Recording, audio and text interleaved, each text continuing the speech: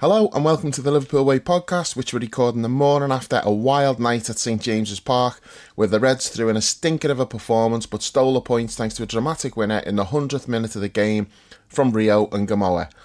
He only came onto the field in stoppage time, and his calm finish earned him a place in the record books as the youngest goal scorer in the history of the club. Well done to that young man. I'm Dave Usher, editor at liverpoolway.co.uk, and with all of the other lads unavailable due to work commitments, it's just me and Dan Thomas for this one. Okay, Dan, we'll get to how poor the performance was in due course, but the first thing we need to focus on is just how fucking funny that was. We can't help ourselves with Newcastle, can we? There's so many times where we've done that to them in the last minute, just thinking out loud. Collymore, Fowler, Darwin a few years ago, Carvalho, Rio last night. They are our 90th minute kind of rabbits, I think the Australian call, bunnies. You know, like we get them every time. And don't get me wrong, there's always been a lot of dramatic games against Newcastle. But that last night was up there, not just because obviously scoring a 111th minute winner, but because of the whole kind of furore before the game. And I don't think we've heard the last of it either just yet. Certainly not till the transfer window closes. So it was just that's up there. It's not obviously Collymore closing in, which is the moment where I got into football and never left particularly. So it's not up there with that. But in terms of in the context of last night, it's hilarious. They got exactly what they deserved. I'm sure we'll come on to the ale housing as well. Oh, we will. Yeah. To do it that way, a 16-year-old kid to show that amount of composure and silence. Kind of, however, 55,000 screeching Geordies. All I can say is, get her up, your pet. Yeah, you talk about those other games with the dramatic late winners. This one's different because it was absolutely not deserved. We were fucking terrible, I thought. You know, there's very little to take from that game other than the fact, one, we won it, and two, who won it for us. I think that's like the two feel-good aspects of that game. Everything else was, it was a tough watch. Horrendous. Yeah, horrendous. And I think, as I say, that the difference was in all of those other games. We played pretty well in most of those games. I mean, there was the Collymore one was just a classic game. Two really good teams going at each other. Then you've got the Fowler one, which was we'd battered them, we were well in front, we threw it away, it looked like we'd dropped the points. Then Carvalho was sweet because they were just shithousing it the whole game. It was brutal to watch. They deserved nothing, and that was just obviously justice. The Darwin one, we played most of the game with 10 men, we were getting beat, and then we win it with 2 goals in the last 10 minutes. So they were all like completely different to this, because this one, the game went more or less like in terms of how the game was and what it looked like. It went exactly what I was expecting it to be. The first half, I was saying in the chat, wasn't I? Like, this is going to be horrible. It's going to be a bit of a culture shock for some of the new players because they're just not going to have experienced anything like this. It's like Goodison on steroids because they're a better team. You know, like you go to Goodison and it's a horrible occasion. It's like, it's tough. It's intense. It's like everything's 100 mile an hour. You don't get any time to do anything. The crowd's baying for blood. The referees are influenced by it. You've got that, but you've also got a team with like a lot of good players as well. So that's why it was. I mean, they finished fifth. They're like the 5th best team in the country. Okay, maybe they're not when they haven't got Isak in the team, but still, it's one of the toughest, arguably the toughest place to go actually. If you look at the records of like the top teams going there, it's tough. So in terms of how the first half went, expected that. But what I didn't expect is like when they go down to 10 men and then we get the second goal, their heads had gone. They were there for us to just put our foot on the throat and go, okay, another couple of quick goals and this one's just done. And we just couldn't do it. I mean, the second half performance against 10 men, awful. Now, Slot was saying you can't control the game when they're hitting like loads of long balls and set pieces and all that. And I agree, you can't control what they're doing at all. It's impossible to to stop them being able to do that, because the goalkeeper's launching it from anywhere, the long throw-ins from anywhere on from the halfway line, basically. So you can't really do anything to stop the flow of the game like that. But when you've got the ball, show your quality, just play. And we didn't do it, and that when you don't do that, that just invites all of the ale shit on you. And it is tough because of the antics of some of their players. Like they were desperate to even it up with the red card. I mean, some of the shit they were pulling was just ridiculous, but you expect that, that's what you're going to get. But for us to go through all of that and to play as badly as we played and to then win it the way we won it, it's comical. And the reason why it's so comical, they've spent like weeks, arguably even months, hyping themselves into a fucking frenzy about this game and what they were going to do to us. I mean, we've all seen all like the memes that they're putting out, the Joelinton stuff. Oh, Joelinton's going to do this and he's going to do that, and you're in trouble. Look what we're going to do to you and all that.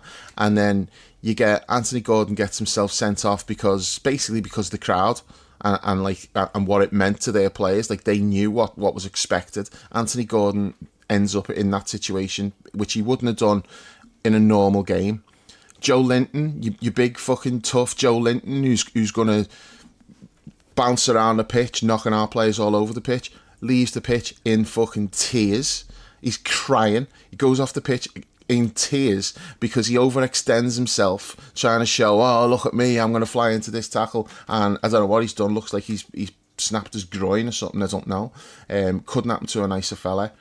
And there's walking wounded all over the place. Like Tonali tries to kick Gravenberch, ends up taking an awkward fall, doing his shoulder in. It's hilarious. And this is a direct result of how worked up they got themselves for this game and what they were going to do. Now, we had to suffer a lot, but at the end of the day, who's smiling at the end of it? It's not them. Once again, they've lost in the last minute. It's fucking glorious. And other than the Divock derby, or maybe the Carvalho game as well, has there been a funnier like ending to a game than that? I'm struggling to think of any at the moment. I think you've just kind of identified quite a few things I was going to say there. It's been hyped into the Battle of Baker Grove, and I'm not so sure that it's worth it for Newcastle. They've lost the game. Princess Diana's out for 3 games, suspended now. And then Tonali, he'll take that because it was Myra Hindley not so long ago. I've clearly upgraded the honourable gentleman. Then he's a red, so he gets a little bit of benefit of the doubt. He gets a free, but he didn't deserve the benefit of the doubt for that challenge. That was very, very naughty. Well, we'll get to that. Yeah, Tonali, I'm not so sure that's a long-term one. Joelinton, that looked like it could be a few months. So, was it worth it for Newcastle? Probably not. Hinny. Yeah, I just think it's so funny that I seen a tweet. Someone put a tweet out last night saying, "No way they've spent all summer hyping themselves up like they were invading Normandy, only to lose to a year 11." I just think that sums it up. It's so funny. Like, I mean, in fairness to them, it actually, like, the way the game went and the way they played, like, take the results aside, that was exactly what they wanted. They wanted like a performance like that where they were in our faces and not letting us do anything. And like they got all of that, and I'll give them credit for that. Like they made it really difficult for us. The crowd was like intense as you'd expect it to be. But for them to go through all that and then still come out on the losing end, and they've dominated every metric, other than possession, which I disregard that anyway. But in terms of XG, touches in the opposing box, all of that stuff, even with 10 men, they've completely dominated because it shows how bad we were. And I don't want to say too much about how good they were, because Slot sums it up perfectly, I thought. It wasn't that they were good. And that's not a criticism either, by the way, because they're down to 10 men against us. They're not going to be building out from the back and playing their way through us. That's not going to happen. In that situation, you've just got to fucking fight and make it as difficult as possible. And they did that. And it's also ironic that the way they lost was because they were trying to win. Even with 10 men, they had the momentum and they thought, we can win this. Especially when 11 minutes goes up at the end. They weren't looking at that going, oh no, 11 minutes. They were looking at that going, 11 minutes, we can win this. Their whole mentality, crowd, players, everyone, was, we can win this here. And that's what they were trying to do. So even on our goal, when you look at it, they're not sitting in and defending the box or anything. Like, the midfielders are like pressing and trying to nick it, and that's what ultimately was their undoing. 2 of them go out to Gravenberch and he pops it round the corner, and from that moment they're in trouble because it's 4v3, and we've executed that perfectly. It's a fantastic goal. Probably like the only decent move we put together in the entire night, but what a time to do it as well. Just hilarious. But let's talk about Rio then first, Dan, because we can get bogged down with everything that went wrong in that performance, but let's get onto this straight away. What the kid did last night, because youngest goal scorer in club history now, and considering he only got on in stoppage time, he was only maybe 5-6 minutes he was on the pitch, something like that in total. I don't know. Yeah, it was. Yeah. Just brilliant for him. It was. It's a proper Roy of the Rovers moment, isn't it? Which is an old cliche. Certainly, he's played in pre-season a few times, hasn't he? He scored a screamer against Bilbao in the first game. It was a couple of minutes in as well. He just cut onto his right foot and curled it bottom corner, if everyone recalls that one. And that last night, that finish. Yeah. Because I didn't even look at who it was. Like the ball was in the net before I realised who it was. I just saw. I mean, credit to Soboslai for that step over, by the way. Outstanding. Yeah. It just opened, and he opened up his body. The finish is perfect. It's past the keeper before the keeper can even blink. And the celebration, if that would have been me, I saw an angle where Newcastle fans were trying to run to the front. It's just hilarious. But oh God, what a moment that must be. As you said, he's our youngest ever goal scorer. He's 16. He's not 17 till, is it Thursday, something like that? Yeah, it's this week. Yeah, it's this week. Yeah, it's just an incredible moment. He's on a list with James Milner, isn't he? One of the 4 youngest goal scorers in Premier League history. So hopefully that's the career trajectory that he follows, and not some of the other bums on the list. I can't remember the name. Is Rooney on that list as well? I think he's one of them. There was someone who was not a footballing luminary. I can't remember who it was. It didn't turn out to be very good. But I mean, like on our list, and I'm not calling any of these players bums. Like we had Jordan Rossiter was one, Michael Owen was one. There's a couple of other. I can't remember the other 2. Ben Woodburn was another, and Cade Gordon. Yeah, that's the ones. Yeah. So you look at those lads, and not all of them have gone on to achieve massive success. But this kid is, dare I say it, Dave? The mentality and the messaging out of the club seems to be that how Rio and Gamoa can save FSG millions. Well, we already had that a couple of days ago, didn't we? Yes. Paul Joyce put something out, and everyone picked up on that as they don't need to replace Diaz now, which we need to talk about all that. We'll get to it, but just in terms of Rio, I mean, I've got to shout out my dad here, because he's been on at me. He's like, you better mention me on the pod. You better tell everyone. He's been saying like since the summer, we shouldn't buy anyone. Play this kid. Now, bear in mind, he's actually saying start him, put him in the team, and I've tried to say to him, you can't do it, because the physical side of it and what it will, the knock-on effect it'll have on his career. You just mentioned the list of goal scorers there. Well, look at Cade Gordon. He's been absolutely ravaged by injuries. He looked like he was going to be a really, really exciting player. But you start training with the first team, your body's still growing, and it's a problem. Michael Owen was overplayed as a kid. He was brilliant. He was the best player in the team, so they picked him. And he was playing more than he should, because his body's still developing. And he snapped a hamstring. He was never quite the same after that, even though he went on and won a Ballon d'Or afterwards, and he still had some great career highs. He lost something with that hamstring injury, and then the rest of his career was just injuries. Like later in his career, he was just picking up loads of injuries, and you play them that much at that age. This is what happens, unless you're Barcelona and you've got them juiced up like Messi and Yamal, where they just seem like, oh yeah, we'll just put this 16-year-old in and just play him like every game, Nobody else does it. It's only them, and you got to wonder how can they do it. And when anyone else does it, these players end up getting like injury setbacks. So this is not a knock on Rio at all. He is. You could put him in the team, and I'd have no qualms whatsoever. If he had to start against Arsenal, I wouldn't be like, oh, no, I don't know, it's too soon. I'd be fine with that. What I'm not fine with is if you've got him as like your fourth or fifth forward. And well, let's talk about Diaz then. Look how many minutes Diaz played last year. Look how many games he played. Look how many goals he contributed. You're really expecting a 16, soon to be 17-year-old kid to come in and do that? Like, even if the talent is there for him to do that, you cannot expect a kid to do that. So you've got to manage him carefully. And this is what I've been trying to say to my dad, but my dad's like, he's good enough, he can play, put him in. I'm like, yeah, but that's not the point. But yeah, my dad was like, you better mention I've been saying that he should play. I was calling for him to be brought on. And he was. He watched the pre-season games and he's decided that's his new boy now. Because obviously Kelleher's gone. And he's like, no, that's my boy now, Rio. He hasn't got a clue what his second name is, but it doesn't matter. He's just going to call him Rio. But yeah, he was saying like all through the game last night, bring him on. And then he comes on in stoppage time and scores like immediately. But the finish, Dan, I mean, sensational. I don't know if you've seen Slot's interview afterwards. Well, he done a few interviews, like I've watched a few. I can't remember which one it was.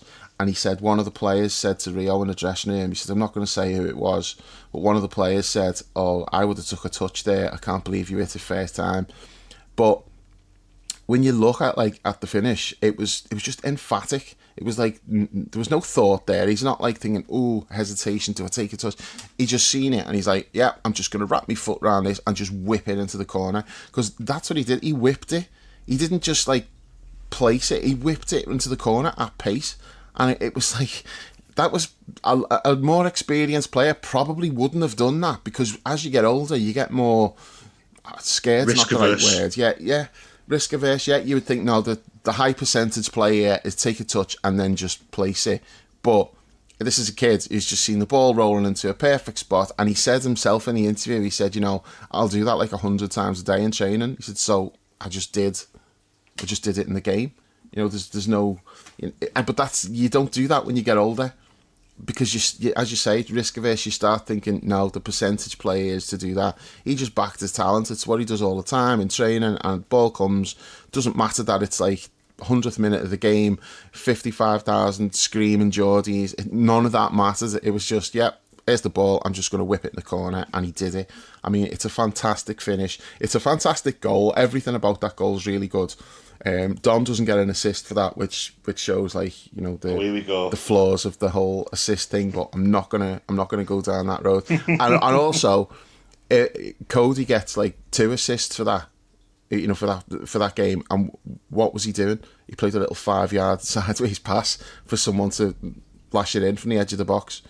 But Cody gets 2 assists for that, when people will be using that as like numbers. So. Yeah, I pick and choose when I want to use assist. If it suits me agenda, I'll use it. If it doesn't, I'll just dismiss it for the bullshit that it is. The fact that Cody comes away from that game with 2 assists, Mo gets an assist, which, to be fair to Mo, it's a really good ball into Dom. So Mo should get maybe half an assist for that, but Dom is the one who's created that chance just with his awareness. People were saying, did he get a shout? Rio said in his interview afterwards, no, he said I didn't shout, he just knew I was there. And after the game, Dom said to him, he said, I was hoping that you were going to be there when I left there, because Dom obviously knows that the right back's on him. So if the right back's on him, there's nobody behind him other than our winger. So it's great awareness from him. And it's just a fantastic moment. It looks like, depending on what he does in his career, it kind of feels like, the Rooney against Arsenal goal, which just got played over and over because he went on to have a great career, and it was a great moment that this is when he arrived.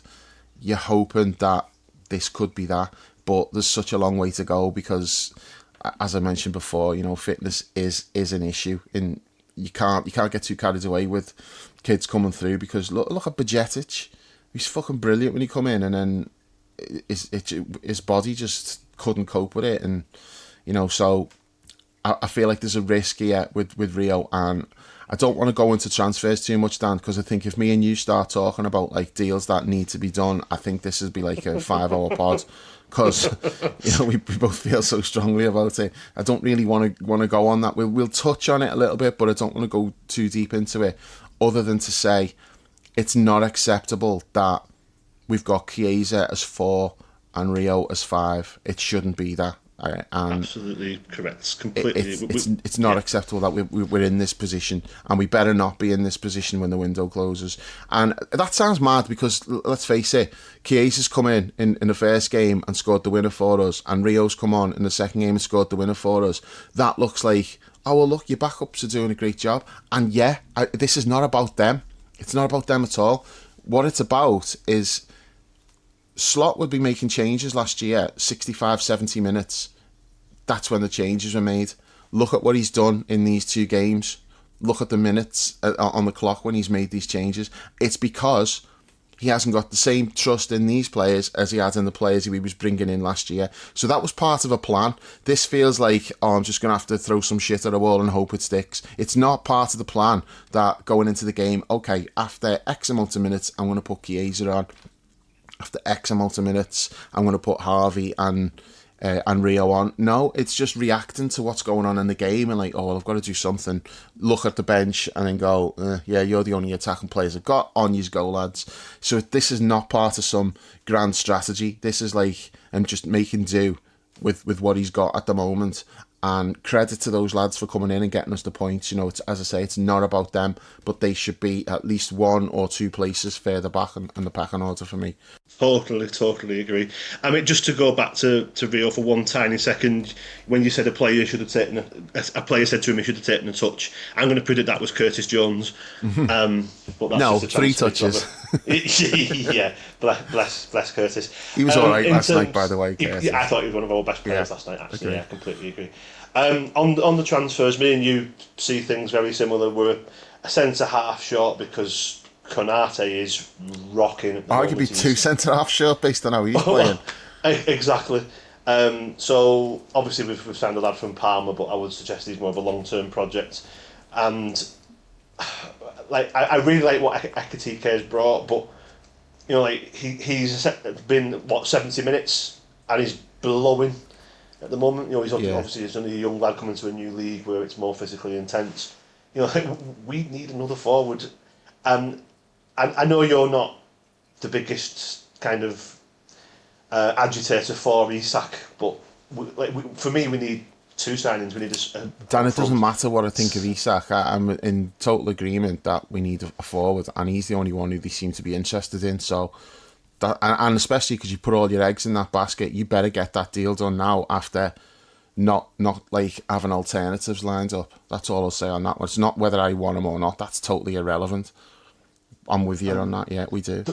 The wide player as well. Like you mentioned Diaz's numbers, and I would argue last season. I don't know about his figures in Portugal or wherever, but for me that was Diaz's best season last season. I don't know whether or not the stats back that up, but certainly it was Liverpool. And probably. I remember, and I don't like to give Stu Monty credit, but he said, be careful what you wish for over the summer when there's talk of him going, because replacing those numbers is going to be quite hard. And I've always said the same thing. Last year when people were talking about getting rid of him, I was never on board with it. This is slightly different because the contract and age and all of those factors went into it. But if you make the decision to let him go, fine, but you've got to replace him. Yep, exactly. We're a wide forward and a centre forward short at the moment, and I won't accept any argument otherwise. Yes, it's great that Ngamoa can come on and do what he did last night. He could still do that in games later on in the season because he's that kind of unpredictable. He's got the unpredictability of youth and the confidence of youth on his side. But I just looked at that last night, and it's just a head scratcher. Like how we were so poor with the ball as well, and without it we were even worse. And it's just like, will a centre forward and a wide forward solve those issues? There's a few things worrying me at the moment, and defensively we look so porous. That's like 4 goals in 2 games. 2 games where we've been 2-0 up and been pegged back to 2-2. That for me is the primary concern at the moment, and that's before we even get to the 150 50 million plus worth of transfers we need to make in the forwards alone. Yeah. Well, let's talk about Konate then. What's going on there? I thought he was absolutely disgraceful. You mentioned that Newcastle were kind of hoofing it into the box, and they were doing that with 11 men. They were quite direct with 11 men, and I'm not criticising them for that. They've obviously decided to make it a physical battle. I wouldn't mind having a little go at the referee later on, but when the referees are Dan, I was fully expecting that. The floor's yours on the ref when we get to that. Don't worry about it. When the referees allowing them to play the way that they played, it's not a surprise, but you can deal with that threat if you win your battles. Now, I don't know if Van Dijk lost a header. I thought he was imperious. I thought he was outstanding. His mate's letting him down badly at the moment. It's even little 5-yard balls with Konate. I don't know if it's a contract thing. There's been quite a few rumours recently that that's close to being sorted. Is he going because he's not signing? There's 6 days left of the window. There's something not right with him. Certainly, he's losing every battle. He's making rash decisions. Yeah. One thing I will say is that he was quite lucky to stay on last night, I thought, but he is prone to doing stupid shit, and he has been for a while. He's getting away with stupid shit, though. I know you said he's lucky to stay on. I wouldn't go that far, but he could have been. The referee could have seen that push as he could have gone, you know what? You've deliberately just pushed him in the back there. It's a foul, and I've got to give you the yellow. I think he's looked at it going, not quite enough. And that, to me, that's the thing, that Konate gets away with stuff because referees look and go, oh, there's not quite enough in that. But you could easily look at it and say, if that had been given as a foul and a second yellow, would we have had massive complaints about it? Not particularly. And as I say, he's got form for it. He has got away with stuff like that in the past, and it's needless. That was so needless, that one. Why take that risk? But you touched on it there. The decision making, he's coming. Gordon was getting the ball into feet, and he was going right into Gordon's back and not winning the ball and getting turned. Gordon was just laying it off, and then he was away, and he's in behind Konate, and it's Konate's he's just side. making bad decisions. Yeah, he's just making bad decisions, and also, as you said, he's losing out in physical battles that he would normally win. Now, I can make allowances for him not beating Dan Burn in the air. Do you know what I mean? That's literally it's a tall order. But it wasn't just Dan Burn that was beating him in the air, and yeah, it's a worry. I don't know what's going on with him. He wasn't good against Bournemouth. No, he was not at all. And last night was beyond not being good. Last night he was terrible. I mean, there's a few of us in the chat were saying in the first half, sub him at half time. If Joe Gomez can play 45 minutes, make that change. Now that's not ideal anyway, because I don't want Joe Gomez having to deal with an aerial bombardment, because it's not really his strength either. But you're not going to put an 18-year-old Italian kid on who's only just signed. I don't care what his potential is, and physically he's probably up to it. He's a big, strong lad. You do not throw a teenager into that situation. So he was never an option to be getting brought on. So we're relying on Konate at the moment, and he doesn't look the same player. And no idea why. It's easy to assume it's because of the contract situation, because we don't know what else it could be, but I don't know what the situation is with him, but he's not. This has got to stop. He can't play like that against Arsenal at the weekend. He cannot play like that in that such a massive game. He needs to fucking sort himself out now. So, hopefully he will, because we haven't got any alternative really. I mean, what's the realistic option? That's it. There's 6 days of the window left. If we sell him, I can't see a situation where that happens. Top centre forwards, top centre halves do not grow on trees. That's why. Mm-hmm. That's why Hinkarpe at Leverkusen, looks like he's going to Arsenal, 60 million, and we've been looking at him for a few years. Apparently, I think maybe that interest ended when Jurgen was manager, but we were linked with him quite a bit. Where we left-footed centre half. There's problems there. There's big problems, and he needs to sort his act out, because, as you say, Arsenal are going to be similarly physical to Newcastle, and especially off set pieces. and they're playing with a lot more confidence than Newcastle. There's a huge cloud over Newcastle at the moment with the whole Isak thing and the complete incompetence in the transfer market. So that kind of probably bogged them down a bit, but they were still up for that fight last night. Arsenal are going to be flying, they're going to turn up nice and slick. I know they've only beaten Leeds and only beaten United, but the point stands, it's still 6 points and 6 points. And I tell you something, if we hadn't scored that goal last night, we would be under all kinds of pressure to win that game on Sunday, because we'd already be behind them, and a loss would have taken it to 5 points behind them. And I'm getting ahead of myself there, but you know what I mean. The narrative would be cranked right up for that game on Sunday if we hadn't scored that goal last night. I know, I mean, we've had an 89th minute winner. I know we went on, scores another one, but essentially the third goal is the one that wins against Bournemouth, and then 111th, 110th, whatever it was. So yeah, it's great. We've got 6 points, and that's what you take from it. Is like, okay, we've still got that resilience and capacity to pull it out of the fire when we need to. But you can't keep doing that. And I'm not saying we will have to keep doing that, but like, there's things need to be sorted because. Yeah, the Bournemouth game, it was, oh look, they can't defend counter-attacks, that's the problem. Well, that wasn't the problem last night. It was set pieces. We give away 2 goals from... actually, you know what? I want to talk about the first goal and just what the fuck Kirkes was doing. Dreadful, isn't it? That was so egregious, what he did. I just... It defies belief watching like a defender defending a cross by doing that. Well... Like whenever you think of Newcastle, you think of the great players like Alan Shearer, for example, and he used to defend that ball by sticking that arse out, and no one was getting that ball off him. I'm not so sure why Milos Kerkez is trying to defend a cross by doing that.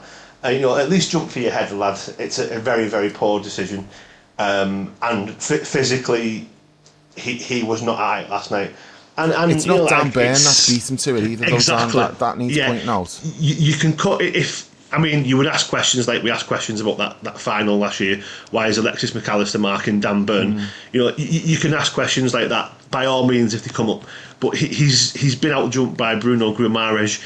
That's not Kai Havertz or a player like that. That is a very good player. He's not exactly an aerial presence, is he? He's not. No. Not a Shearer or a Steve Bruce or someone like that. And I don't know why I threw Steve Bruce's name in there, but Newcastle it'll probably trigger them, to be honest, so it's worth it. It's not an really dominant player that we've got, and he's got to do better. It's just very poor. And to be honest with you, and I don't want to sound like I'm being too critical of a new player who's come to an environment which is significantly different to the one he's left behind at Bournemouth. He looks way off it to me at the moment, to the extent where when I read the team last night, I was not expecting him to be there. I thought Robbo would play because of the nature of the game, because, as I say, it's been turned into the Battle of Biker Grove and all this, that and the other. I was expecting Robbo to play last night, because if there's one player you want in your team when there's a fight on your hands, it's Robbo. So I was expecting Kirkes to... And Kirkes might have been a good option to bring on if the game stretched late on. As it turns out, the only stretching being done was of the rules, but... We'll come to that. It's and a decision needs to be made. And I would not play him against Arsenal. I know we're talking about the game ahead and not last night, but there's concerns there about the nature of play for Liverpool. I think he's a good player and he'll be fine. But after 2 games, I don't think we've got the best impression of what Milos Kerkez is about just yet, and he's going to have somewhere to go to sort that out, because that was not good enough that last night. It was the strangest thing, wasn't it? Just watching him trying to stick his arse out to stop someone from winning a header, and he just basically stoops and let Guimaraes get in ahead. 6 yards from goal. Yeah, very, very odd. Very, very odd decision. Yeah, I just thought that was inexplicably bad. In terms of the rest of his game and how he's playing, my issue's not really with him. I just think this is not who we signed from Bournemouth. He's not doing the things that he did at Bournemouth, but it's not because he's just not doing them. He's not being asked to do that. You look at how we're playing, and it's the right-sided fullback who's pushed right up, and he's kind of tucking in. And this is how Robbo's been playing as well. Last season when Robbo was playing, he was a lot more circumspect. It's like he's not allowed to just be bombing on. Like it's the right side of the player who's doing that, and he tucks in, and then occasionally when the opportunity's there, he'll do it. but he's got to be in a certain position for the build-up. You know, like the way we play, we've got like those three players involved in the build-up. He's got to be there when we're building up with possession, rather than be, like the right side of the player will just be like high and wide. So I thought when we signed him, we're going to have like two flying fullbacks. That's how we're going to play. And it's like, well, we signed a flying fullback and then said, no, we need you to do what Robbo was doing last year. And it didn't particularly suit Robbo. And it definitely doesn't suit Kirkes. I feel like you're taking away his big strength. And I don't want to start going down the he's a peacock, you've got to let him fly route again. But there is something in it. Do you know what I mean? It's like you buy this flying fullback who's like overlapping, underlapping, whipping in crosses, getting shots in. He's just an attacking menace. And we've barely seen that in the two games. And don't tell me it's because, he just doesn't want to do it. Obviously, that's what he wants to do. But he's playing to like tactical instructions. And I just think, well, if that's how you want him to play, why sign a player like that? Why not sign someone, a taller player for one thing? You know what I mean? It's like we've got two really short fullbacks now. If you're playing Frimpong and Kirkes, teams are going to target that with like back post crosses and stuff, which don't necessarily, I wouldn't class that goal as that last night. You know, it's a set piece and he just happened to be the one in that area not dealing with Gimenez. But it is something that like it could be a potential problem for us. But I was willing to, that would not bother me if we had two flying fullbacks who were giving us loads in the attacking third. I'd take those potential issues that you have defensively. But I just feel like with Kirkes, he's just being pretty restricted at the moment. And you're taking away his strengths and we're seeing his weaknesses, which is he's prone to diving into tackles for one thing. He's decent on the ball, but he's not, he wants to be running with the ball. He doesn't want to be stood still playing passes. That's not really his game. So, yeah, these things need figuring out. And I wasn't surprised that Robbo didn't start. I would have started Robbo. I didn't expect that Slot was going to make that change, but I do think there was a strong case before the game to have done that. And then, as we saw, like, with that goal, I mean, maybe Robbo doesn't win the header with Gimenez, but he doesn't do that. No. Now, you said about the Arsenal game, well, Saka's not going to play, which is a good thing because Saka gave Robbo some problems last year, but so did Madueke when Chelsea played at Anfield. Remember Madueke was just going past them for fun every time. So I'm not necessarily saying I'd be bringing Robbo in for that one either. I don't know. I think he'll probably stick with Kirkes for that game, and I think he'll only start making changes when we're playing twice a week. I think while it's one game a week like this, I think he's got the team that he wants to pick, and it's only going to be injuries that are going to make him change anything. So I don't think there'll be too many changes for Sunday, but maybe McAllister comes back in, because the midfield, individually, I thought the midfielders were all okay. Curtis was fine. I thought Gravenberg did some really good things. Dom played right back, but then he goes into midfield and he did well when he went there. And yet it never felt like we had any control of the game. And that's where like you want your midfielders to get the foot on the ball. And now I'm not qualified enough to know what went wrong there, but Slot said he basically blamed the forwards. He said like the forwards were just rushing it and not patient enough and kept trying to force it and giving the ball away. So maybe that's the issue and it's not the midfield. So I don't really want to dig out the midfield too much, because individually I thought they were okay, but I just didn't like the way the game went in terms of we didn't really have control of it. So maybe it was the forwards and not the midfielders, I don't know. But I mean, what's your midfield when everyone's available? That's it, isn't it? I mean, for me, the midfield three is, assuming that you consider Wirtz part of the midfield three, it's Wirtz, McAllister and Gravenberg for me. But last night, I don't think Dom's going to get left out. I don't see any scenario where he's not finding a place in the team for Dom. It depends who we're playing. If we're playing a team where we're going to have a lot of the ball, who we're going to sit back and happily take a 5-0 pasting, then I would suspect that might be a game that Szoboszlai can sit out. If we were away to Man City, we were going to have a lot of the ball and we need someone to run the blood to water again, then Szoboszlai is your man. Just to come on to what, because it's very, I'm in a hotel at the moment, so I didn't catch what Slot said last night. Like, that is as anonymous a game as I can remember Mo Salah having. even though we came up with the winning assist technically, although I know you won't have that, Dave. And I think we saw, whilst there's a lot of good about Ekitike, I think his hold-up play was exposed as needing a bit of work last night, and that's fine. It's Newcastle, we're a physical team.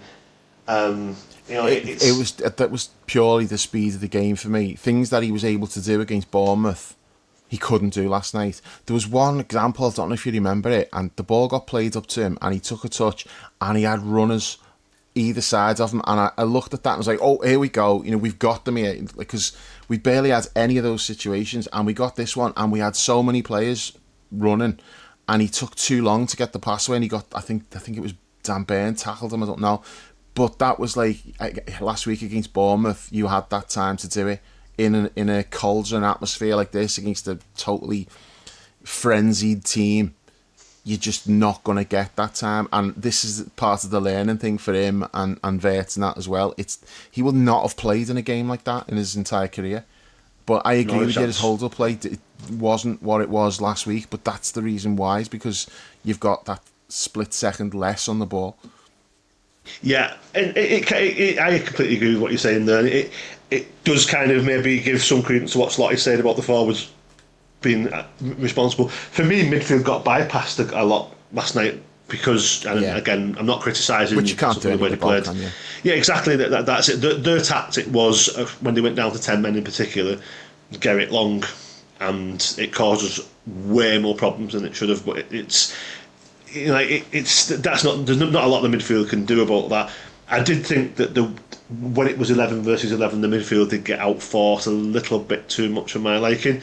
But again, frenzy, atmosphere, complete chip on the shoulder about us trying to buy one of their players, blah blah blah blah blah. You can go into all of those levels of the ref as well, Dan. It's probably a good point for you to go into that now. Because you're saying about we got out fought and whatever, but anytime when you try to get stuck in yourself and then he's letting them get away with murder and then you make a foul and you get booked, honestly, it does make it difficult. Honestly, I mean, I know this is the boy who cried wolf. I know my reputation for criticising referees precedes me. Good old Dan criticising referees again. Here we go, nothing beats that, blah, blah, blah, blah, blah. Look, you do criticise them even when they have a good game, though, let's be honest. I do. My standards are very high when it comes to refereeing, and not many of them meet it, but this guy definitely doesn't. He was a concern as soon as his name got a mention, because he's not a strong referee. He's a homer. He's a homer.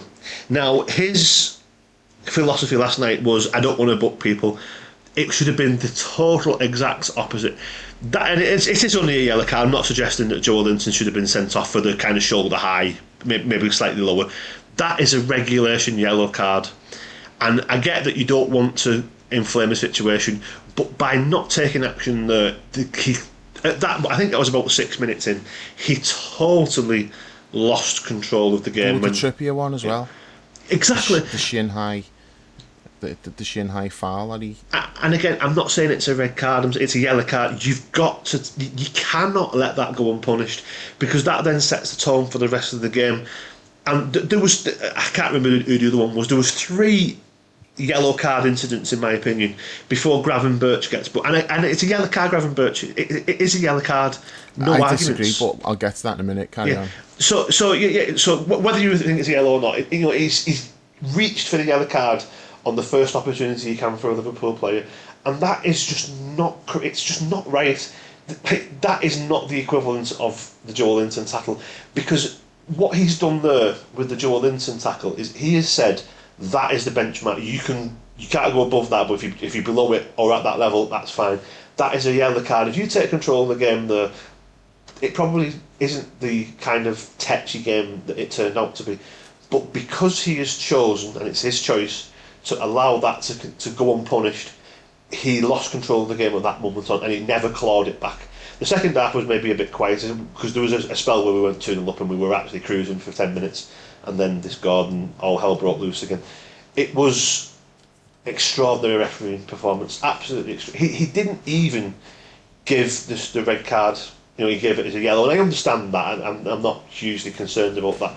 It's just, has allowed that game to get out of control. That is his philosophy was, I don't want to book players, but you've got to be strong. You've got to draw the line. You've got to ignore the 55,000 screaming Geordies singing about the fog on the time, be man on my leg. You've got to put all that to one side, and you've got to say, that is a yellow card, that's dangerous play. I cannot allow that to go unpunished. You've got to draw a line.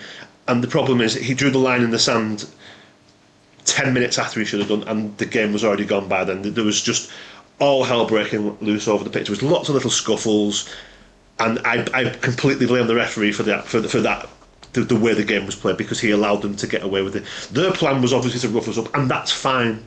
You know, like, I get that we're the champions. I expect people to want to do that to us, to rough us up, to try and put us off our game.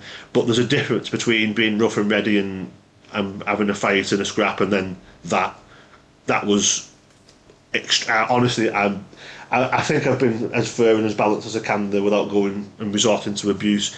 I thought it was an absolutely terrible refereeing performance, and I wholly and subsidiarily blame him for how the game played out in terms of fouls and just general overall tetchiness, and the amount of time being wasted. Every set piece he was talking to someone, it's just, oh God, no wonder the game went for 111 minutes. Terrible refereeing performance from a very, very weak and one of the poorer referees, in my opinion, who should never have been appointed to the game in the first place. So I agree with part of that. I don't think he's one of the better referees at all. I don't think he should have been appointed to this game, because everybody knew what this game was going to be like. I didn't think he was that bad in context, because I do think it was like a really, really difficult game to have to referee. The problem I had was he lets the Joelinton one go. We all know Joelinton every week gets away with that. I don't know why. There's no explanation for it. Joelinton and Guimaraes, it's like, I always joke about, like, it's the Lethal Weapon 2. It's like diplomatic immunity. They just do whatever they want, and they just go diplomatic immunity, and they get away with it. So I wasn't surprised that Joelinton didn't get a yellow card. There's the Trippier one, which I can't remember who it was on. I think it was on Gakpo. I don't know. He goes to Vert, maybe. It was Vert. Yeah, so that's, again, you could give a yellow for that. I understand his reasoning for not doing it, because he knows this is going to be a frantic game. Loads of tackles being thrown in by them, especially. I understand his reason for not wanting to start booking people straight away, because you can. Is that going to calm them down? I don't think it is. I think if he's issuing yellow cards, it's not going to stop them the approach, because it's so frenetic in the stadium, and like I think they're going to play like that, and he's thought, okay, I can't start throwing cards around early because I'm going to end up having to give like a few red cards. So he's tried to do that, and I'm okay with that to some extent. But I saw, like, people in the chat were saying it, and I seen people on Twitter. Everyone knew this was coming. Everyone said the first foul that one of our lads does is going to be a yellow card. And lo and behold, it was. Yeah. Now, in isolation, the tackle from Gravenberch, you can't say, oh, that's not a yellow card, definitely. But in the context of what had gone before, it's not a yellow card for me. And the main reason why it's not a yellow card is because, and I don't know, the referee's in a position where he can see this. The ball is in a certain position. Gravenberch is trying to come around the side to wrap his leg around. And I think it was Guimaraes, wasn't it? He takes like 2 steps sideways to put himself directly in line with where Gravenberch's coming in. He steps into that foul. This is not Gravenberch coming in and wanting to wipe him out. Gravenberch is not trying to wipe him out. He gets wiped out because he wants it. He steps in front because he knows, oh, I'm just going to step right across into the tackle, and then I'm going to fucking roll around and make a big thing of it. And that's what he did. Their players like surround the ref, wanting a yellow card, and he's weak. He should have just said, no, it's his first foul. You've stepped into that. He's not trying to take you out. It's a free kick, no more. Especially because he'd let them get away with stuff before that. So when he then starts handing out yellow cards to our players, because he gave out, there was a few soft ones, and it's like, well, okay, the Konate one was definitely not soft. He pulled him back by the shirt, didn't he? That was like a clear yellow card. No issue with that. But somebody else got booked, didn't he? Was it Ekatike? Did he? It was Hugo, yes. And what was that one for? Because I remember thinking that there was not really much in that either. Was it dissent or for blocking a free kick? It was No, something it was a foul. It was definitely a nothing foul. I thought it was the aftermath of the foul that caused the issue. It was a foul, and I remember saying to my dad, I'm not even sure that's a free kick, never mind a booking. But in the context, again, of what had gone before, for him to be pulling out yellow cards for that when he'd let them get away with some of the things they got away with. And fucking Dan Burn, big clumsy bastard, does this every time he plays against Mo. He just goes fucking right through him with his like fucking 18 stone or whatever he weighs because he's a fucking lamppost. I mean, that was a dangerous tackle on Mo. But again, you know, and then he gets up and then he wipes him out again. So he's getting like 2 for 1. I just feel like but in mitigation, it's so difficult refereeing that game because you don't want it to go mad with red cards and stuff. And I've no problem whatsoever with him not seeing the Gordon one, because you get one look at that and it just looks like, oh, he's gone into him from behind you, it's a yellow card. It's only when you actually see the replay and the stud's going down the back of the calf. Now, maybe if he goes over and he sees Virgil a sock down and 2 big stud marks down his leg, maybe you look at that and go, oh, well, that must be a red card. But I think at that point he's already given a yellow, hadn't he? Yes, he had, yeah. He did come racing over to book him. Just a quick one, Dave, by the way. Ekitike wasn't booked. I thought he was. I thought he pulled out a yellow card in his direction, so who did get booked then? I'm not sure, but I heard the crowd jeering as well, but looking at the match report, he was not booked. Unless the BBC are wrong, it's not the first time and it won't be the last. But he was on a knife edge for the rest of the game. So did I. Yeah, that's a weird one. Okay, well, I'll take that back then. If we didn't book him, fair enough. You can take it back, Dave. I won't. I was going to say, are you prepared to take anything back? But no, the red card is that's what VAR is there for, to make sure that like those decisions, because referees, if that's one of those, he could have took a chance and gone, yeah, that's a red card. He could have pulled out a red card, and then you look at the replay and go, it wasn't actually that bad. Now, obviously it was that bad, but I'm talking about like similar incidents. You can't always be certain in the moment. That's why it's there. That's what the whole point of VAR, and it worked well in that situation. It was a bit uncomfortable when he's having to talk to the crowd. Now I'm not going to get used to that. I don't really like it. I don't think it was necessary because it was obvious. You know, even if you're in the stadium and you've not seen a replay, you automatically go, oh fucking hell, it must have been worse than it looked. And then everyone's checking the phones for, you know, checking Twitter for replays and stuff. Anyway, I just don't think that it's necessary to make referees. He looks scared stiff as well, having to talk to the crowd. And they're not trained for that. It's not easy talking in front of that many people. I wouldn't want to do it. No, but it's not easy to get them to understand you as well. Yeah, that decision is, I'm okay with him not producing the red, because I don't think he could see it that clearly, especially because Virgil's playing the ball down the line. He's probably looking at that, he's watching the ball, and then he's looked back and gone, oh, he's caught him late, that's a yellow card. So no problem with that. As for the tackle itself, Gordon's put something on his Instagram. I'll read it to you because I'm assuming you won't have seen it. I don't really do Instagram, to be honest. Yeah, I've seen it on Twitter. I didn't see it on Instagram, but someone's quoted his Instagram story. Want to apologise sincerely to my teammates and the fans. My intentions were pure. I was just trying to create energy in the game and I mistimed the tackle. I also want to apologise to Virgil. I would never intend to tackle somebody like this on purpose. We spoke after and he knows that. That's exactly how I saw it. I don't think this is, he's a cunt and he's trying to do Virgil. It's not that. That was a direct result of how their fans have been behaving for in the build-up to this game. And he's got carried away because there's no point in making that tackle. There's not really anything to be gained by it, you know what I mean? It's not like a 50-50 in the middle of the park. He's done that because it's one of them where you think, if I slide in and block this, the crowd's all going to be cheering, and it adds to, like, you know, the momentum and what we've got going. That's what he's trying to do. And then he's dived in and he's gone, oh shit, I'm not getting there, and now I can't get out the way, and he's just gone, you know, right through the back of him. I seen Eddie Howe said he tried to pull out. I not necessarily think he tried to pull out, but he wasn't trying to rake his studs down his calf and injure him.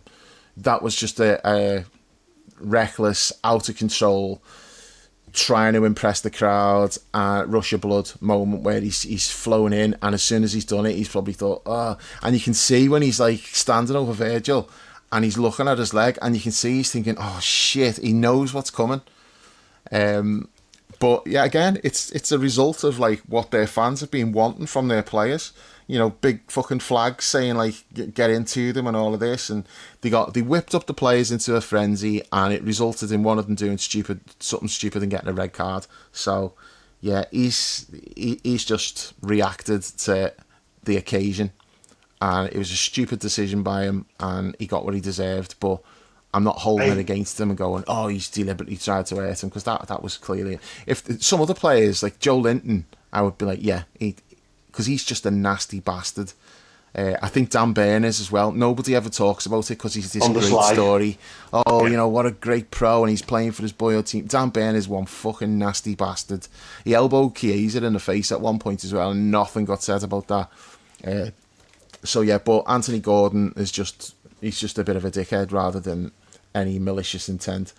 But I agree with you on that. But just to just quickly counter, for me, the referee has allowed the environment to that too. I agree. Yeah, so that was kind of like we are singing off the same. Yeah, well, Gordon doing that as a result of how the game's been going and the way the crowds are. So, given what's gone before, he's probably thinking the ref's being a bit lenient here. We can afford to get stuck in and stuff. So I do think that plays a part as well. Yeah, like if the ref had been throwing yellow cards around right from the start, I don't think Anthony Gordon goes into that. I think a lot of the other stuff that goes on still goes on, but not that particular one, because it was just so needless. Like what are you gaining? Even if that goes the way you want it to, you're not really gaining that much, are you? You're probably conceding a throw in, but the crowd's all cheering that. So that's all he's thinking is the crowd's up for this. If I make a tackle now, everyone's gonna like be celebrating it, and the noise will crank up. But yeah, it was a stupid decision, and it got what it deserved, which was the red card. And then we scored just after that, didn't we? Let me have a think. Were we 1-0 up at the time? I think we might have been 1-0 up at the time. Yeah, were we? Yeah, we must have been. Yeah, because that was just before half time, wasn't it? Yeah, and then, our goal came out of nothing. Well, technically, we did score just after that, but that's not what I meant. I meant the first goal. But yeah, the first goal. Let's talk about that. It's a nice strike. I just was wondering what the fuck is Nick Pope doing, positioning himself. He takes a step, so he's got two defenders blocking his view of the ball, and he can't see anything. I mean, strange goalkeeping, isn't it? You're the goalkeeping expert, Dan. What was he doing there? I think he was trying to protect himself against the shot to the left, by having that extra room to spring. But I think one thing he definitely wasn't expecting was for Gravenberch to whip it in that bottom corner, and like there's always an anatomy to having a look at what's happened when a goalkeeper's stood there, which, as you know, I hate it when I watch a goalkeeper just standing who's just been beaten. Just dive, even if it's after it's gone past you, for God's sake. Was his body not going the other way, and he was flat-footed? He was flat-footed, exactly that, yeah. He was anticipating Gravenberch to maybe go across him, and instead he's whipped it back to his right, and he's like, oh, and he's a bit flat-footed because he's taking that step to the left, and before you know it, it's past him. It's a lovely bit of whip from Gravenberch. He's hit it very cleanly, and that eliminated Pope from the game. Yeah, tiny deflection, but he took a tiny nick as well, which no, it doesn't help, but it's made no difference here. Certainly, the dubious goals panel won't be getting involved. Busybodies. So he didn't score at all last season, and then his first game this year, and he's got one. So he should be doing that more often because he's got a good shot on him. He hit it very cleanly, didn't he? It's lovely strike. It's not an easy finish, that. And it's clearly what he intended. Yeah. So I want to talk about Gravenberch because I thought like I said, I thought that the midfielders individually all played, relatively well, including him. But he was responsible for one of the best moments of the match as well, which was like right at the end when we'd just scored and they were like, they knew it was like last throw of the dice. They had a set piece and we cleared it out to the left. The ball got played to Guimaraes and he couldn't keep the ball in. And he was just so fucking hyped up the whole night, just so emotional. And he throws the ball down to the floor in frustration and that. Gravenberch definitely said something to him to take the piss out of him and wind him up. Because Gimenez just lost the fucking plot and was going at him. And then the camera's on Gravenberch and he's just laughing. And he's definitely riled him up there, like, after seeing him, like, getting frustrated and, you know, bouncing the ball and that. So, and Ryan's so laid back. I've never seen him getting involved in anything with anybody. But those Newcastle players, fucking Tonali, Gimenez, Joelinton, the damn Burn, they're just fucking horrible. So you're playing against people like that, it brings out the worst in you. And even Gravenberch has done something a bit snide there and like said something that he normally wouldn't have got involved in something like that. He's not that type, he's not an agitator. But the way that Gimenez was carrying on all night, obviously like Gravenberch has just gone, yeah, not having this. And Gimenez like lost the plot and there was a little melee. And then what did you make of what was going on at the end? It looked like that fucking someone was going after Dan Burn was going after Alisson. Unless Alisson was being the peacemaker, Dan Burn had like lost it at full time and he was really like kicking off. But it looked like he was trying to get to Alisson. It's a brave man who goes after Alisson as well. I think I'm not so sure there's anything much to it other than Newcastle were just frustrated that the way they'd managed to claw the way back and then snatch defeat from the jaws of a glorious draw. Yeah, but they should be used to it, Dan. I mean, this happens every time we play them. I mean, well, not every time, because we lost the fucking cup final to them. Oh, God, don't get me started. I mean, the whole ESAT thing is revenge for the cup final, in my opinion, but maybe it's just me looking at things in a very flat way. And I've got Jack in the room with me. He's frantically gesturing that it was him who said that first, which, to be fair, it was about ESAC for the cup final. It's a very 10-year-old way of looking at things. Well, which is why it's not surprised that I agree. It's just the whole game had that edge to it, and like I say, they have spent the last month, it feels, hyping up this game, and I don't know about everyone else, but as a kind of group of fans and of friends, we've just all been like, ugh, cannot be doing with this game at all. We wanted it out the way, and go and let's not. We can split hairs about defending and lack of a cohesion in attack and left backs and whatever. Fundamentally, we've gone to Newcastle and won, which we didn't do last season. Yeah. So Arsenal will argue that they're 2 points up in the season because they went to Old Trafford and won, which they didn't last season. We're 2 points up in our season. They drew 1-1. They got beat last week. Who? Arsenal? Arsenal got beat by United, I'm sure. No, all I was hearing was how brilliant United were. And how they're capable of beating any team in the league. Oh, the Everton thing. So you're telling me that actually Man United didn't beat Arsenal? No, apparently not. No, way. Like Everton were the first team ever to win a game 2-2 and then lose a game 2-2 in consecutive games. Sorry, in 4 days. United are seemingly the first team to. I mean, they've got 1 point from 6, haven't they? And Amorim, who I still think could do a decent job there, to be fair. Amorim has now had more games than they have had points under him, which is extraordinary. Amazing. Extraordinary statistic. No, him saying, like, this shows that we can beat any team in the league. I'm like, no, mate, you say that when you've just actually beaten someone, not when you've lost. Yeah, it's the Thor gift, that, though. Is it, though? Yeah. Does it, though? Yeah. It's that kind of thing, isn't it? But it's, I mean, like I said, but taking the mickey out to United, which I'll never get bored of aside, like Arsenal are 2 points up on last season, but so are we. Yeah. Because we still. I was on the podcast when Kelleher had his moments at Newcastle last season, which that was still sticking in my throat before we even got near the cup final. So, there's always drama with Liverpool and Newcastle. Yeah. It doesn't matter whether it's a boring 0-0 draw, of which there are very few between the two teams, or a pulsating 4-3 or a 3-2. There's always drama, and to our credit, it's normally in our favour somehow. It's in our favour, because the last time they beat us was the Wijnaldum game, wasn't it? When I was surprised by that. Yeah, it always feels like St James's is a tricky place to go, and it's just as the atmosphere, because like them or not, Newcastle fans do make a bit of noise and generate a good atmosphere usually. It was a bit poisonous last night, but this is all of their own doing. This is all in their own head. This is all because of the ESAT thing, and how dare we try and sign one of their players have the temerity to do it. And like I said, they might want to be directing it a little bit more towards the player than us, because it's not our fault that the player has acted how he has.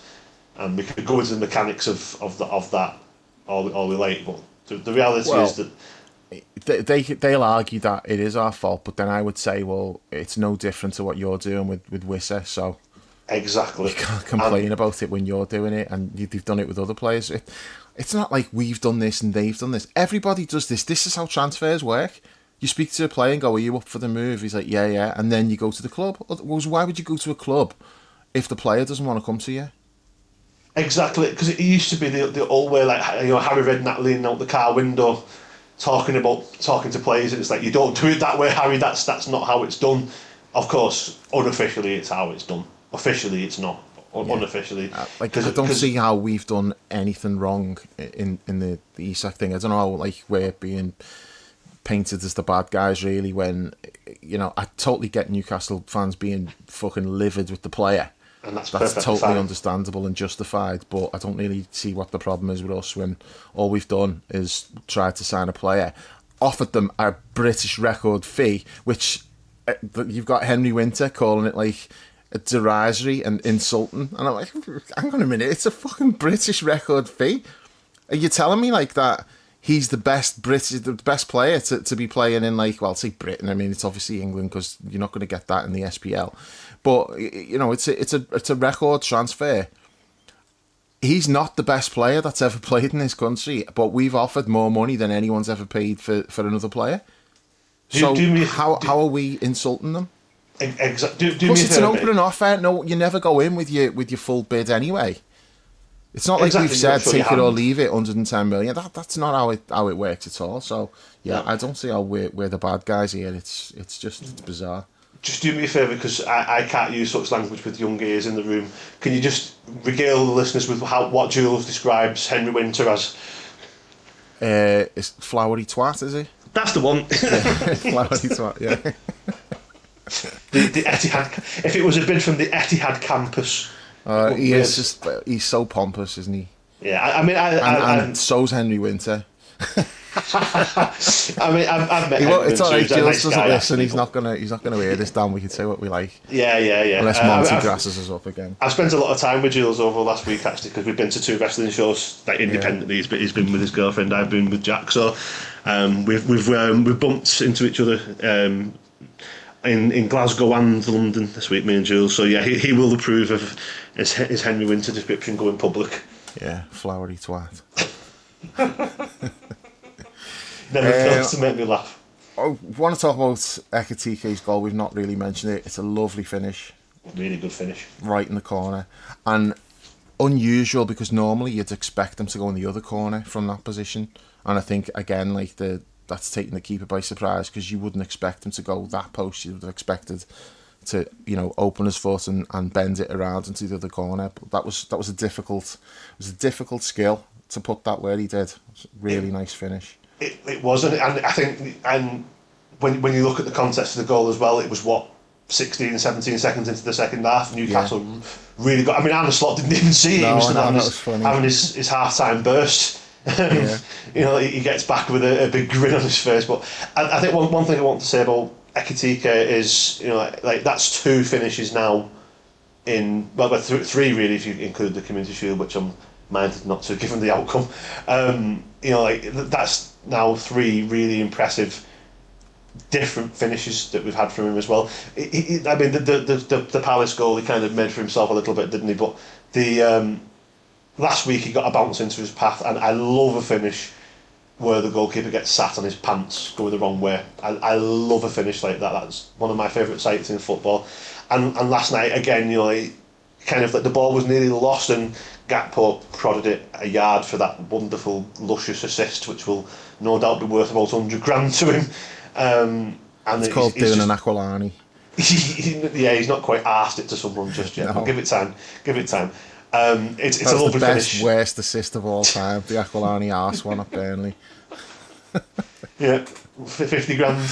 It's when the arse doesn't know anything about it, and Stevie lashes one in from like 30 yards, and it's an assist.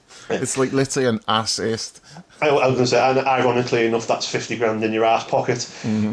No, it's a lovely finish, and again, you write the kind of expectation there is he's going to open his body up, and he's just hit it, and again, it's just nicked the post, hasn't it? It's just a really, really good finish. Yeah, it is. I've been very impressed with him. Like I say, he does seem to be at the moment, and this is totally fine. This is not a criticism. He seems to be a 70-minute player at the moment, but that will come once he's used to the pace of the league. Yeah, I think he's at probably 75-80% at the moment. Yeah, in terms of what we can expect from him, because if he's not fit to play 90 minutes, then there's more to come from him. But yeah, he's been excellent so far, and again, without wanting to go into it too much, but I was already against us signing Isak even before this, but once you sign Ekitike, for me, it's like, well, don't sign someone who's just going to go ahead of him, because that's, regardless of form, in big games, if you've paid like 140 million quid or whatever for Isak's going to start those games, even if there's like Ekitike's maybe outperforming him. You're not going. There's too much pressure to justify that signing, and I just don't know why you would not block his path, because there's loads of minutes. You'll still get plenty of games, but I just don't feel like that's something that we should have been doing. It's not what we do anyway. Go and find, like, Ekitike is the sign, and that's what Liverpool do. Modern Liverpool. I know in the past we've gone on Peter Beardsley and stuff like that, but generally speaking, we go and look for the next one. And Ekitike, I mean, there was a graphic on Sky last night comparing the two of them, and they're the most similar to each other that you're gonna find. Like the stupid little spider graph things or whatever they are, they're almost like a mirror image. So we've gone and got the next Isak. It's like, well, you've done that. Why you want to spend that much money on getting him when you've just got the next one? Go and get the next Ekitike and have him coming in to play minutes rather than do that. So that's another reason why I've never been on board with Isak. Then there's the way he's acted. That's another thing. I can't condone that at all. It's not somebody who I particularly would be wanting at our club, but it doesn't matter what I think at all, because they've obviously made their mind up that's what they want to do. All I'll say is, well, you've put all your eggs in that basket, you better fucking get that deal done. You've got a week to do it, and ideally we also need a Diaz replacement and a centre back, so you're running out of time to do it. Now I could live with one forward, right, if you adequately replace Diaz, as in someone who you could play in all three positions across the front. Because if you do that, then you've got someone who can rotate with Ekitike if he can play through the middle as well.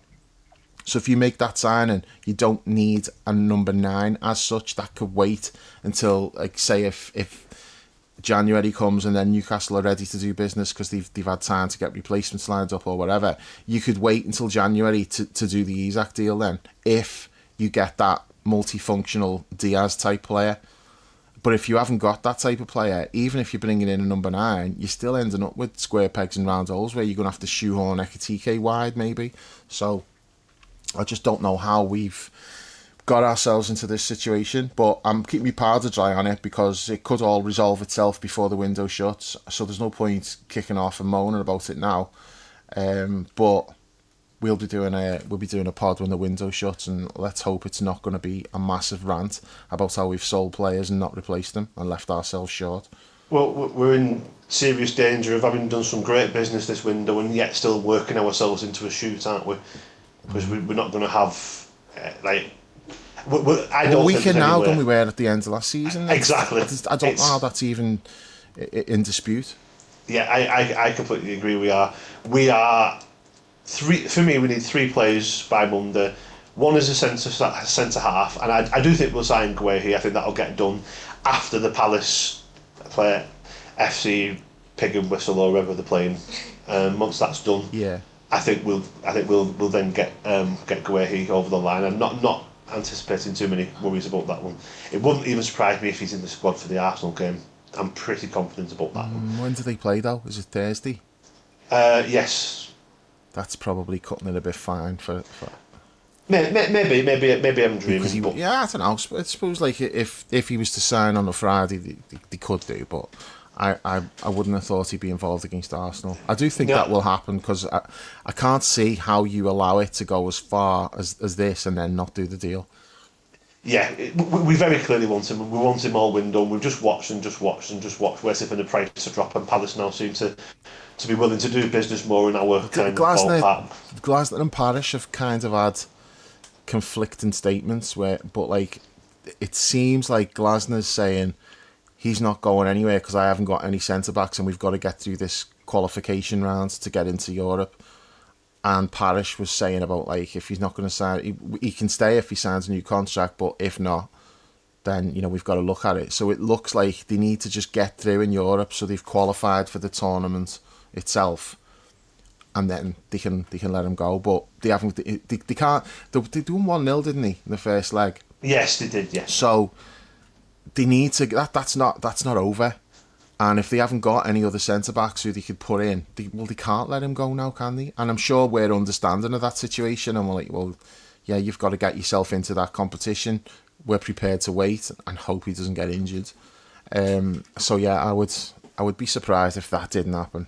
And unlike with Isak, with Guehi playing for Palace keeps him sharp and match fit. Yeah. So there's benefits to it. Obviously, if he gets injured, that goes out the window, but you can't legislate for that. Well on his character as well. Exactly that, and obviously there's question marks about Guehi in terms of his views and beliefs as opposed to his character. But you have some explaining to do when if he signs and when Rainbow. Well, he's not the captain, so he wouldn't be wearing it anyway. But I do think he maybe would need to clarify that a bit if he was to sign, because some people are going to want an explanation for that, which he has explained previously, but it was a bit wishy-washy, I thought. Yeah, it's fundamentally religion being the square root of all problems as usual. Anyway, let's get back to the actual religion of football. Isak, I think that's a difficult deal to get done.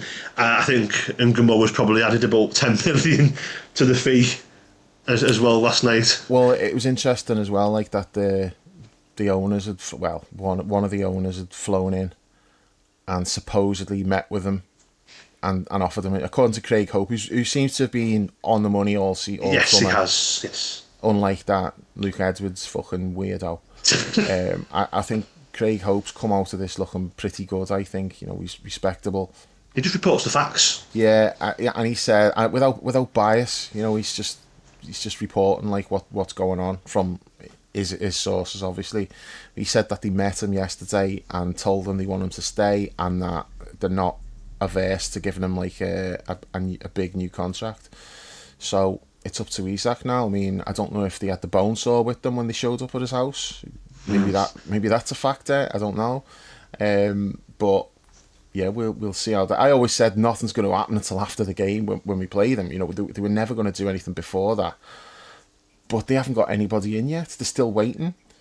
They moved for the lad from Wolves. If I'm Wolves, I'm not selling him at any price. Wolves can't afford to sell him. They've sold the three best players, or two best players, definitely, maybe three. And I don't know who the third one was. Someone said they'd sold the three best players. I can only think of two. But you can't be. Wolves are in danger of getting dragged into the bottom three this year. There's a possibility that could happen. Yeah, big possibilities. You can't then sell your main striker unless you've got someone lined up to bring in, which they probably won't have, because this is not.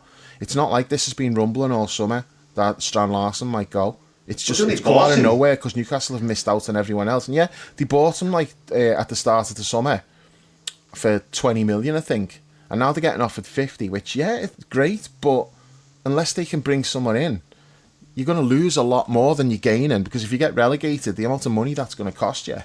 So I'd be surprised if Wolves did that, but I don't know. They may have some Portuguese or Brazilian players lined up to bring in. That tends to be how they operate. So yeah, the Wolves people trafficking operation is probably ready to accommodate. Yeah. So if Newcastle did get Strand Larsen, they'd still need to get Wisser as well. I think they're not going to sell Isak. I think they'll get that done, but Brentford are digging in, aren't they? It's weird though, because the reports are that it's being held up over £5 million. Newcastle's bid is 5 million short. I'm like, you would just fucking pay that? You wouldn't let this drag out? Or are you not serious about getting strikers in? And this is all like just a pretense to tell Isaac, no, you're not going anywhere. We couldn't get anyone in. And which that Luke Edwards has said all summer, that the owner's stand is that he is not being sold, no matter what. And we can't But let Luke Edwards Eddie Howe doesn't feel like that. You know, Eddie Howe would happily just move on from it and get new players in. It's a headache that he doesn't really need to be dealing with. I mean, you look at how they played last night and like the spirit and that. He's got like a good group of players. Do you really want, like, if Isak comes in and is like not giving his best, it just puts a shadow over everything he's trying to do. So from a manager's point of view, he probably just wants him gone and wants the money in to go and get replacements. But it's a matter of pride with the owners, isn't it? Like being bullied by like a player, they may be like, "Nah, you can fuck off." So yeah, I think it's going to be a very difficult deal for us to get done. I really do. And the wide forwards, people have been believing all, and I'm not calling anyone out because it's perfectly fine to have that belief. People have been thinking we're going to get another wide forward in all window. I don't think we will. I'm not sure we're even looking, to be honest. We're not seriously linked with anyone. I mean, there was the only one is Rodrigo stuff and Rodrigo, but it's not come from anyone credible over this side, has it? It's all like reports in Spain. No, and as we touched on at the start of the podcast, we're getting increasingly on the lines of how Rio and Gummo can save FSG millions, and whilst that might be true, I will not be happy at all if we don't replace Diaz adequately. Bottom line is, if you've got like if you lose one of your forwards now for any length of time, like if someone does a hamstring and they're out for 6 weeks, who are you starting? You're not starting Rio in every game. That's definitely not happening. And Chiesa, I mean, Chiesa just looks like, in Slot's view, someone who I'll put on for 10 minutes if I need a goal, because he's got that in him to make something happen, but it doesn't look like he trusts him to actually play meaningful minutes. No, he's got a boss on. You know, and another thing that pisses me off, Dan, is like last night we're chasing a goal at the end. We send on a 16-year-old kid and we send on Harvey Elliott, who is like the more than happy to sell him if they get the right offer. So Harvey's not like in the plans, but we're sending him on to win a game. And that's not a knock on Harvey. I love Harvey. I don't want Harvey to go. But he's available. You know, everybody knows if the right offer comes in, Liverpool will sell Harvey Elliott. And yet, that's who we're putting on to try to win a game, along with a 16-year-old kid and Chiesa, who the manager clearly has got no faith in to play any meaningful minutes. So, yeah, as I say, I mean, I didn't want to go into this too much because we've still got a week left and it could all get resolved. And hopefully it will. Hopefully it could, but hopefully it can't, Dave. We need to legislate for both outcomes.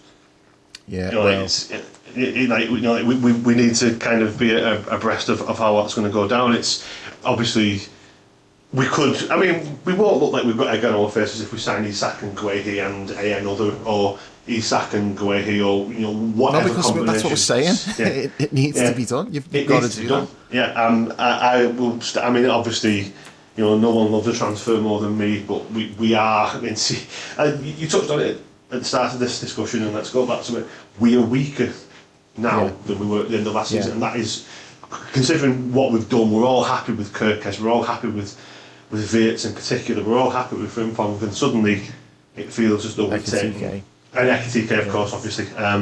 So, we're happy with what we've done, it's just that we've not done enough, and if all the eggs are in the Isak basket, then we're depending on Newcastle being competent enough to agree a fee for Strand Lawson and to agree a fee for Visser, and for no one to cash in the money in the bank briefcase on Newcastle again, as has happened 3 or 4 times this summer, us included, and steal the target. So that's what's happened. Newcastle have done it all, and they've had it all lined up and all ready to go, and Dolph Ziggler's music hit, and the target's gone. They've lost him. They've lost Sesko. They've lost Ekitike. There's one more who I can't think of. João Pedro. They've lost all 3 of those players. They wanted Mbeumo as well. And they wanted Mbeumo, but Mbeumo has only ever wanted United from what was said early on, so that's not really a huge surprise to them. Sesko's played them like a fiddle, and from what I've seen of him so far, plays United like a fiddle. He plays football like a fiddle as well. He's a big dosser. Yeah, I know you've got to go, Dan. You've got to check out the hotel, haven't you? I don't fancy getting an extra night's bill here, actually, yes. Yeah. So, we'll wrap it up just with quick predictions for the Arsenal game. What are you expecting there?